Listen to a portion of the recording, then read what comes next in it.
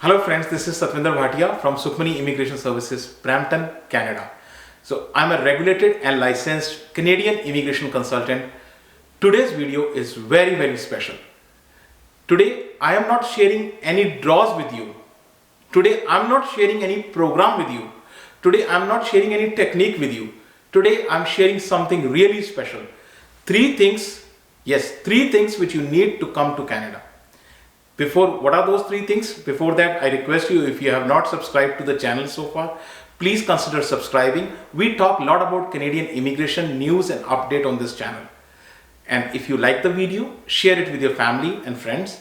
So without further delay, let's get started. Today's video is about three things you need to come to Canada. What are those three things? Let us look at it. So my video actually got an inspiration from my daughter.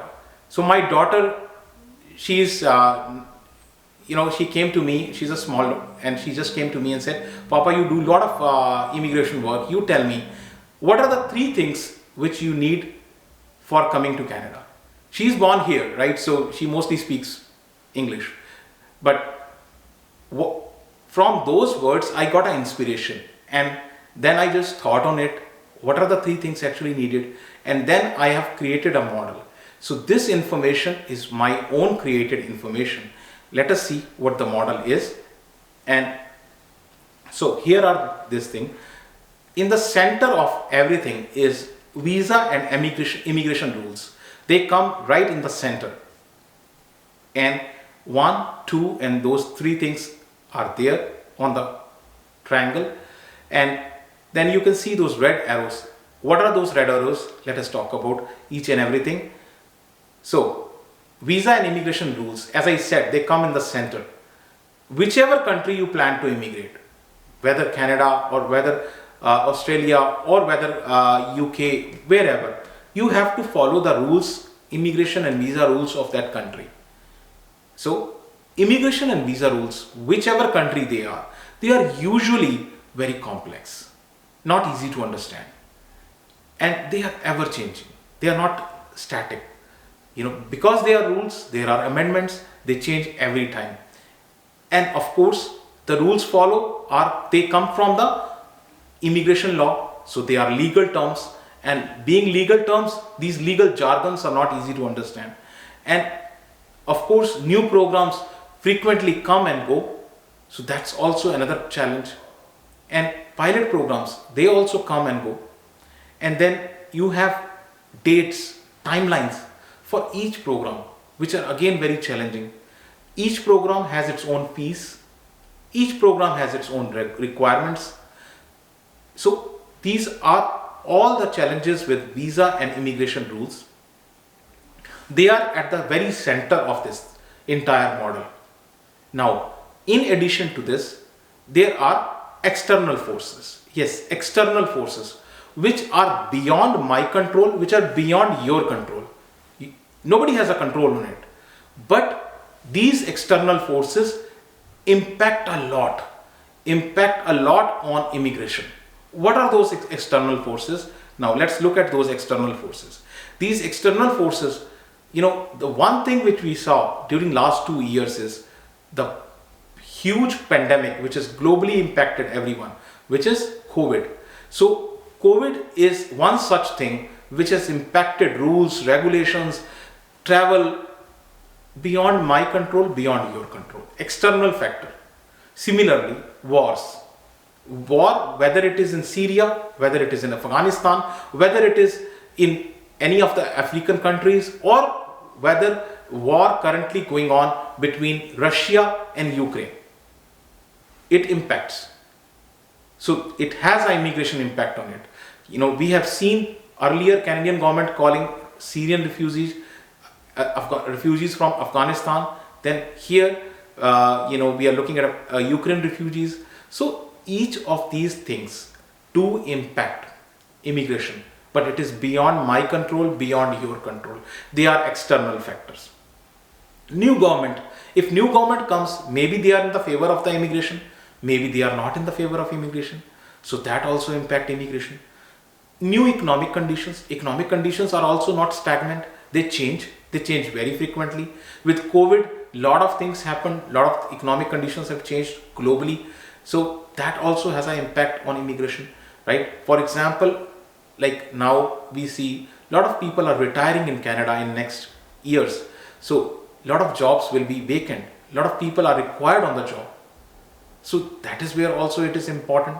So change in physical conditions, like suppose a country has a physical earthquake or maybe a flood or any such thing like the one which we saw in Haiti, right? So all these things do impact. Then people file the immigration, no, we want to come out from that place, right? Or government gives them additional support, okay, you can come out from that place. So all these things do have an impact on immigration, but they are not in my control, they are not in your control. New rules come, they change everything. So again, nobody having a control on that. Instability of government in the home country. So this is very much true with regard to the African, some of the African countries. So some of the African countries, the government in those countries is very unstable. So people want to get out of that place. No, we don't want to stay here. It's very unstable. A lot of corruption, a lot of problems are there, right? So those things also impact immigration beyond your and my control. Financial changes. Finance world over impacts immigration. So that's also an external factor. Now that we have seen the central component and the external part, now let us look at the first important ingredient or first important thing you need to come to Canada. What is that important thing? Efforts from your side. What are efforts? What are the kind of efforts you need to do to come to Canada, or for that matter any part in the world?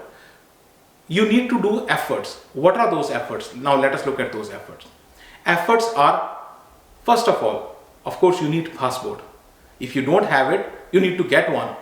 You need to get the identity documents. So all this requires effort, right? Second, and very important, which is IELTS, a language test. Whatever language test you give, English, French, it requires effort. It requires preparation. And I don't know why people are so much scared of IELTS. It's not a ghost. Trust me, it's not a ghost. You prepare, you take just like any other exam, you just go and take IELTS exam. Provided you prepare and you take an exam. You know, without IELTS, it's almost next to impossible to come to Canada. You have just one or two programs which are without IELTS. For example, refugee. For example, if your spouse is sponsoring you, come to Canada.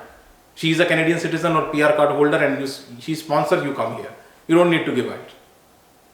So otherwise, all programs, whether federal, whether PNP, whether pilot, whatever, study, work, you need IELTS. Then ECA, or some people call this as WAS. It is not WAS, it is Education Credential Assessment. WAS is an agency which does that, World Education Services, but ECA, if you have not studied from Canada, you need to get a Canadian equivalency, and that can be done by ECA. So again, effort is required, time is required, money is required, additional qualification. And I have seen many people getting additional qualification, some getting master's degree, some getting maybe a certification, some getting, for example, caregiver, nurses, somebody is already a nurse and then they say, okay, let's do a caregiver certificate also. So additional qualification, all this again requires effort. Effort from whom? From your side. So training, coaching for what purpose? Training and coaching for maybe for IELTS. So you take a training, you maybe online, in person, right? Or through internet, through books. That all is an effort. Documents. And I say repeatedly, you will not go, I will not go. What is going to the visa officer is our papers, our file. That will go, our documents will go. So documents need to be proper in orderly manner and orderly presented. So documents are going. So documents are required. Job letters, experience certificates, If you have changed a couple of jobs, then all those job letters, your experience certificates, details from your HR, right? Salary slips, your tax certificates, you have filed the taxes, all these information. Of course, if you are coming with the family, you may need also the marriage certificate, your birth certificate. If you are coming with the kids, birth certificate of your kids also. So all this is effort. This is effort from your side. Again, this is not ending here. So effort is bank statements. Effort is financial statement, your assets, summary of your assets, application fee, right? You will be paying that. Settlement funds. This is the funds which you will be bringing to Canada for survival for a few months, right? So that is also an effort. Medical. It is your medical. You will be doing it, right? So that's also an effort. PCC, police clearance certificate. So again, police clearance certificate, you have to take it not from just one country. Maybe if you have traveled, if you have a bigger travel history, you may have to take it from many other countries also. So police clearance certificate is also another challenge, another effort. Your photos that have to be as per the specification, that's also an effort. Your biometrics, that's also an effort. Sponsorship letters, invitation letters, if you are coming on a visitor visa, if you are coming on a job letters, right? So all this information is required. Then you may be doing a job search also in Canada, right? If you have applied for under express entry, you have a job seeker ID.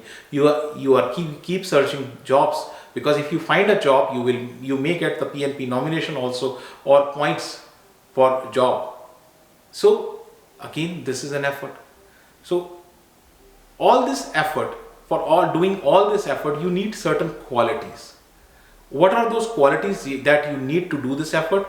First of all, planning. Planning is the key. If you can dream, only then you can achieve. So you have to dream. You have to think, okay, I have to do this. I like the slogan from Nike, just do it. So just do it. That approach is such good approach. So planning and then executing. That is the thing. So planning is the key. If you are planning to come to Canada, keep planning. That's the most important thing. The better you plan, the better you are going to execute. Positive frame of mind. Another essential component, and it is must have, mental strength. So it's really challenging. This immigration stuff is not that easy. So you need to have that much mental strength to deal with these challenges. Physical strength, of course, because you have to do the medical also, right? You need to be physically fit. Plus, when you come here in Canada, you have to do a lot of efforts. So being physically fit is another important ingredient which you need. Support from family. So support of family, not just your family, immediate family, not just your spouse, your extended family, your entire family. Sometimes, you can see even the Canadian government gives you points for being a family member. If you have a family member in Canada, they give you additional points. So they understand support from family is one of the most important things. So you are coming as a family. You may need to do IELTS. Maybe your wife also needs to do IELTS. You may have to get ECA. Your wife may also have to get ECA. So all these things, are important. Then patience. Oh my God, this is the key ingredient. People think, okay, I just applied today, tomorrow I'll get it. No, this is not going to happen. Each program has timelines, and usually, they are extended because of COVID and all other delays. So patience is one of the most important ingredient. Flexibility. Now, flexibility means that if you are not getting something in one program, maybe you can try another program. If FSW is not working, have you tried PNP nomination? Have you tried any kind of pilot programs? Maybe you are fit in that. Have you ever thought of coming on a study visa? If your FSW is not coming, if you are say under 30, maybe you can try study visa also. Maybe you can try a work permit also. So flexibility is finding other options if one option is not working. Then agility. What is agility? Agility is speed, the perfection and the speed with which you do the work. So every program has a timeline. Every program has a cutoff date by which you have to submit documents. They will not be waiting for you. Just forget it, that they will keep waiting that you will submit the documents. Time will, time is one of the key essence factor in this. So time is most important. So you have to act quickly, agility. And lastly, capacity to take risk. So even a small child, when he learns to walk, he falls and tries again, that he is taking a risk, right? So small risk, when I say risk, please try to understand it is a calculative risk. You understand the pros and cons of a risk. So taking a risk, capacity to take risk is very, very important. Now let us look at we have looked at the efforts which you have done, which can be done from your side. What is the second, number 2 thing, right? Then we will see number 3 also. So let us look at the number 2. We have seen number 1, which is efforts from your side. Number 2 is having the right consultant with you. Another important thing, having a right consultant with you. So right consultant who is authorized by Canadian law, Canadian government, that he can do case on your behalf, right? He is licensed. He has a license number, R number we call it, right? So qualified. He has a certification. He is RCIC. He is already having this details with you. Experienced. He is knowledgeable. He is honest, and he can provide you with right advice. Don't ask advice to your friends. Don't go to I will go to my family friends. I will go to this uncle, this aunt. No, that will not help you. They may not have the entire gamut of things in front of them. They may not be knowing all that stuff. So ask the right consultant, and he can give you the right advice. And of course, communication, another important factor.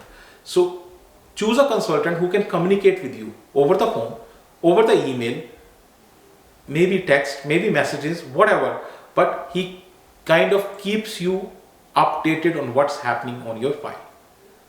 So that is a communication. Now you can, as I said, to check which consultant is authorized, you can actually go to the Canadian government. This is the government website. You can go into the College of Immigration and Citizenship Consultants, and you can find an immigration consultant. I've just circled it over here. You can go and find from this tab, you can find the authorized immigration consultant. I have a complete video on this.